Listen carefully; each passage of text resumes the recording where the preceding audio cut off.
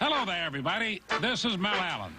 Watch the birdie, folks, because baseball's got a bird's eye view. Bluebirds of happiness.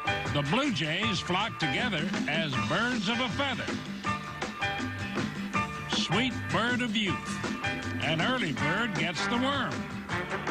Proud as a peacock. Minor bird. A big bird flies south and shakes a tail feather. Hummingbird. An oriole flyhawk turns robin. Bald eagle.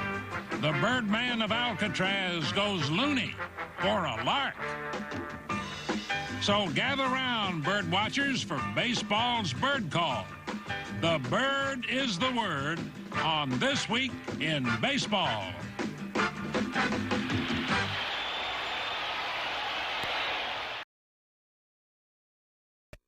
National League focus. In Philadelphia, it's experience that counts. So this is a team of veterans, and they know what it takes to win ball games. So we go out there and we play as hard as we can every day. We do everything we can to win that particular ball game that day. Greg Gross won this particular ball game this day against St. Louis, getting 2 hits, 3 RBIs, and the game winner. The Phillies were 18-6 in games that Gross started. Next day, Mike Schmidt subdued Chicago. The Phillies had the bases loaded and a 1-0 lead in the 8th inning when Mike hammered a grand slam to ice the ball game. Long ball number 27 for Schmidt to lead the majors, and his 58th career homer against the Cubs. Steve Carlton's 5-0 shutout boosted his record to 12-11. It was also Lefty's 297th career victory and first-place Philadelphia's 9th win in 11 games. Meanwhile, Pittsburgh stayed close to the Phillies with a lineup that showed plenty of depth. Rookie outfielder Doug Frobel filled in for the injured Mike Easler and delivered a game winner in Montreal. Frobel followed that with 2 homers and back-to-back wins over New York. The pitching staff also pumped out prime performances, led by a rubber band man Kent Tekulve's 3 saves in 3 days. I'd like to set up my own set of rules for pitching, which I can't, but if I could, it would be that I would never pitch 3 days in a row, and I would never go 3 days in a row without pitching. It seems like when I'm pitching on a regular basis, when I'm pitching a lot, that's when I pitch my best. The arm gets a little bit tired, the ball sinks better, and I have better control. The Pirates took control of second place in the East with 5 straight wins, including a 3-game sweep of third-place Montreal. In New York, Shea Stadium looked like the jam-packed days of old as the Mets drummed up 11 wins in 14 games. Walt Terrell beat the Cubs for the 2nd time in 1 week. The 25-year-old rookie pitched a 4-hitter to even his record at 4-4. It was also his first shutout and first complete game in the majors.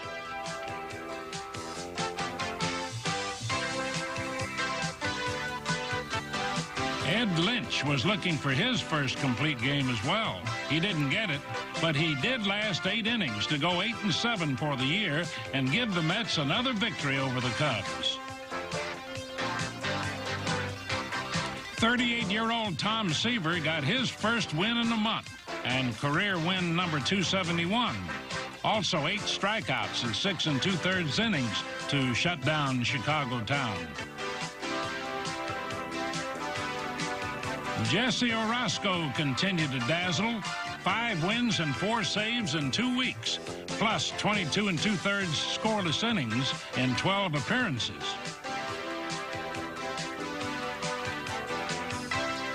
Danny Heap provided plenty of punch off the bench. The Heapster hit his 4th pinch hit homer of the year to lead the majors and give the Mets 11 overall, 1 shy of the big league record. George Foster also came through against the Cubs, unloading the 10th grand slam of his career and 19th homer of the year. And New York swept Chicago 3 straight for the 2nd time in 10 days.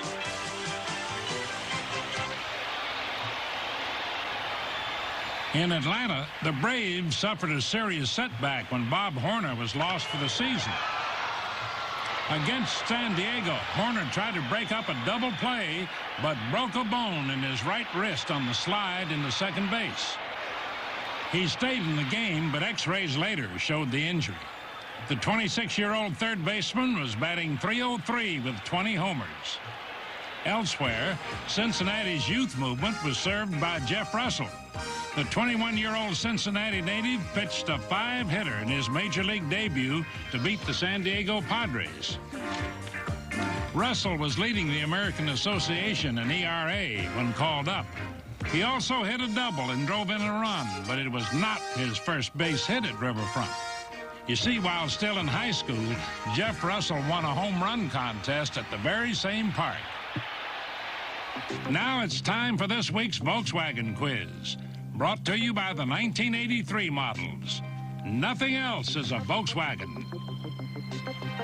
Al Oliver of the Montreal Expos recently knocked out career hit number 2,500 against the Mets.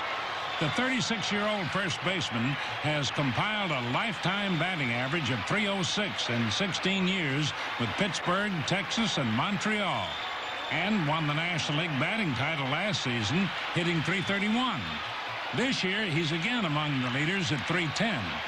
But for this week's quiz, can you name the active major leaguer who's collected 2,500 hits and has at least 500 with 4 different teams? Stay tuned for one of the O's former teammates. American League handwriting on the ball in Toronto. The Blue Jays were looking to close in on the top spot in the East as they hosted 4 games with the Milwaukee Brewers, who had won 9 of 13 for a virtual first-place tie. The Blue Jays had lost 7 of 8 and then lost the opener, but they kept their cool. There is no extra pressure in a pennant race for a team like the Blue Jays. Confidence is being built every day we go on the field, and this is something that's going to last for a long time. These young players are realizing they're good players, and we're going to carry it on for a number of years. If we maintain consistency and keep level-headed, not get too high when we do win and too low when we do lose, why, maybe the schedule does favor us some in September. I'm not sure of that, but we're hanging tough right now, and we're going to give it our best shot. Barry Bonnell's been giving it his best shots, hitting around .310. And against the Brewers in the series' second game, he drove in his 46th run.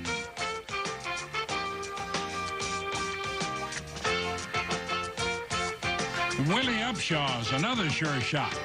His 10th game winner squared the series.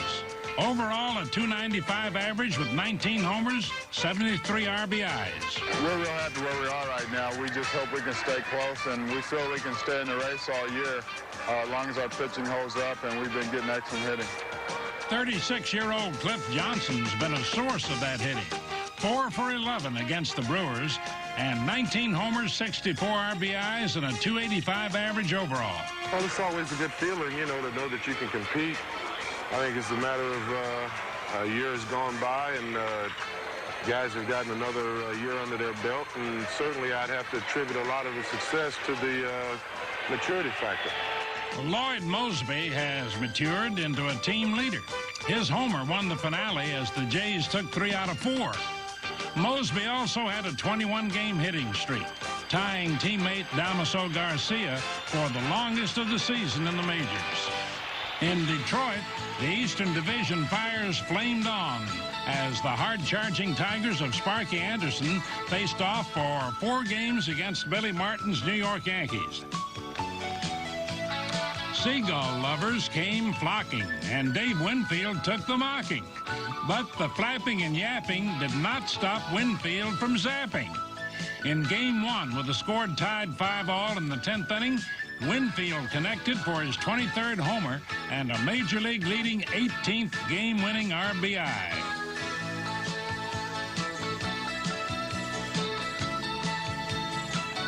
Goose Gossage had come on in the 7th and pitched 1-hit ball for 3 1/3 innings with 4 strikeouts. With a little help from Don Mattingly, round 1 went to New York, and the Goose's record went to 10-3.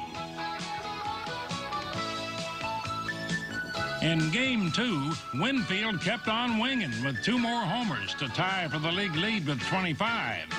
In the first 37 games after the All-Star break, Dave's hot streak would produce 12 homers and 47 RBIs. Alan Trammell helped prevent another Detroit defeat when he smacked his second homer of the game with 2 out in the bottom of the 9th. That tied the score and touched off a torrent of Tiger Mania.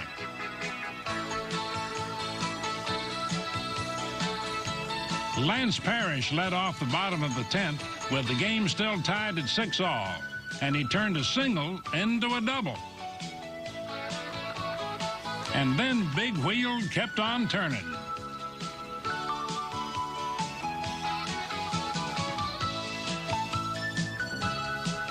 The stage was set for Larry Herndon, who evened the series at a game apiece with a seeing eye single that brought home the winning run and set Motown to rockin' and rollin'.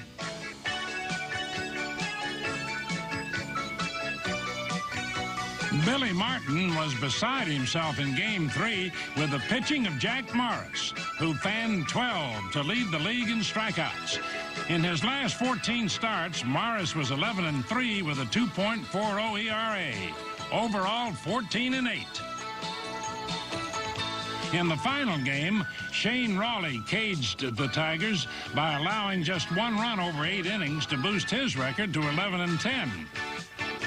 Goose Gossage nailed down his 13th save as New York and Detroit split the series 2 games each.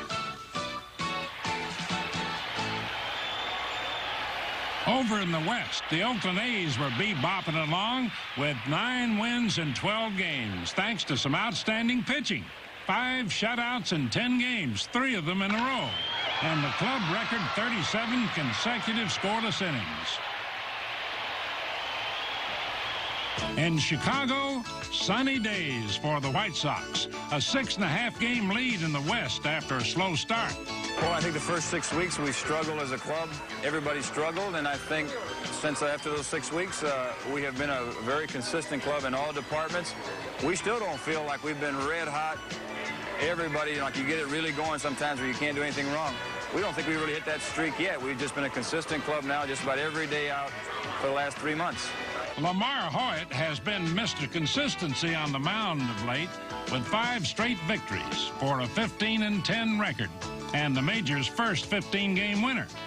He's also the American League's winningest pitcher over the last 2 seasons.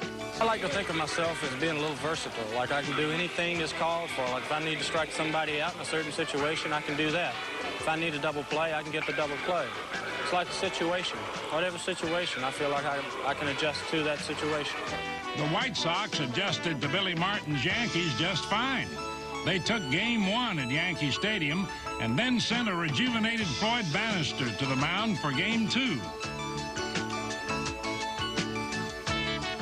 Bannister's been simply awesome since the All-Star break, winning 8 straight, including this one, and raising his once 3-9 record to 11-9, allowing just 13 earned runs in 56 1/3 innings. Harold Baines has been the main man in the clutch, collecting his 13th game-winning RBI. Julio Cruz has been the catalyst and a coach's delight. Having Juice Cruz was just a welcome addition to our ball club because we really didn't have a lot of team speed. Rudy Laws, he's second in the American League in stolen bases, and he's our main guy that makes things happen. But now he's got somebody down there batting 9th that would give us a pretty good, 9-1 combination. Rudy Law and Julio Cruz ranked 2nd and 3rd in the league in steals, with Law having 55, Cruz 48, a Chicago combo that helped the Sox to a 3-game sweep in New York. When we last left Baltimore's Len Cicada back in May, he was still in search of his first base hit ever against the White Sox. Cicada had gone without a hit against the Sox in 66 at-bats over a period of 7 seasons. Now that's what you call an O-fer. 0 for 66, that is. But alas, all streaks must stop. Sakata drilled a 7th-inning single against Chicago to finally break the jinx. His first base hit lifted a heavy burden. It also lifted the opposing pitcher right out of the ball game. Now, let's lift up the answer to this week's Volkswagen quiz. Rusty Staub of the New York Mets has almost 2,700 hits in his big league career, and he's had at least 500 hits with 4 of the 5 teams in which he's played. He got 792 in his first 6 years in the majors with Houston, 531 in 3+ years with Montreal, 582 in 4 years with Detroit, and 540 in his first go-around with the Mets, which lasted 4 years. The 39-year-old Staub got his 2,500th hit with Texas in 1980. Now in his 21st season, Rusty is still going strong with a 308 average this year. Oh, excuse me, my dear, not to disturb, but it's time to look lively. Hello. Time to step lively, too, because here's a messy meal of Major League misplays for your delight. But first of all, cue the bird. Okay, bird, now you've done your thing. Take wing. Shoo, shoo, flap, flap. Your wings. Get out of here. Looks like these folks are happy to show you how to do it. What a bunch of birds. Just kidding, Dave. Now, look if you dare at this flubbing and falling fielding affair.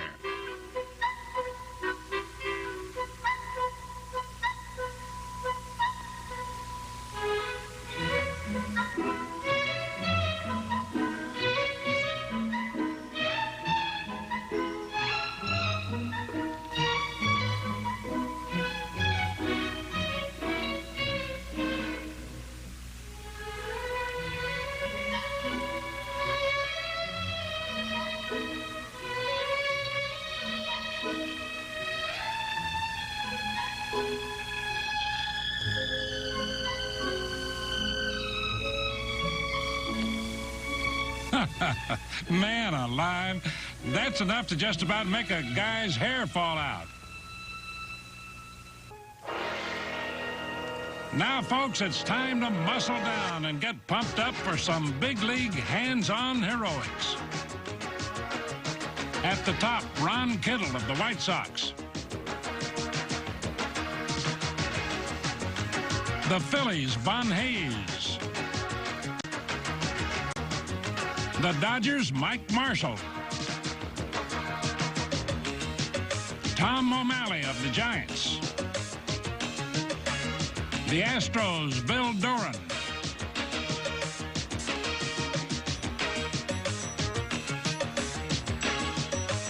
George Hendrick of the Cardinals. The Braves, Dale Murphy. The Red Sox, Dwight Evans. Gary Reedus of the Reds.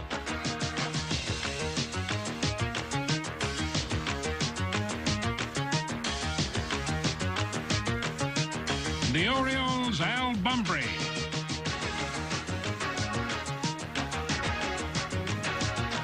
And the Reds one more time, Dwayne Walker. How about that? Now a look back. George Scott was a fixture at Fenway Park for more than 8 years. Nicknamed the Boomer, Scott blasted 271 home runs and drove in 1,051 runs in 14 seasons, almost all with Boston and Milwaukee. In 1975, he won the American League home run crown with 36 and the RBI title with 109. When he left the majors after the 79 season, Scott was just 8 hits shy of 2,000. But the Boomer wasn't through booming. Now 39, Scott is in his 4th season in the Mexican League, this year with the Poza Rica Petroleros. If anybody had told me that I would be in the Mexican League 15 years ago, I wouldn't have believed it. But I'm here, and it's been a super experience for me, and I think that's what life is all about, is experiences. The Boomers' big league experiences included a World Series that stands out. The highlight of my career was, of course, the Cinderella team that we had in 1967 in Boston that went on to play the St. Louis Cardinals in the World Series, and we lost in 7 games to Bob Gibson and the Cardinals in St. Louis. Big George can still hit, and last year finished 3rd in the batting race at .333, but he plans to make this season his last as a player. Right now, I'm looking for a career in managing.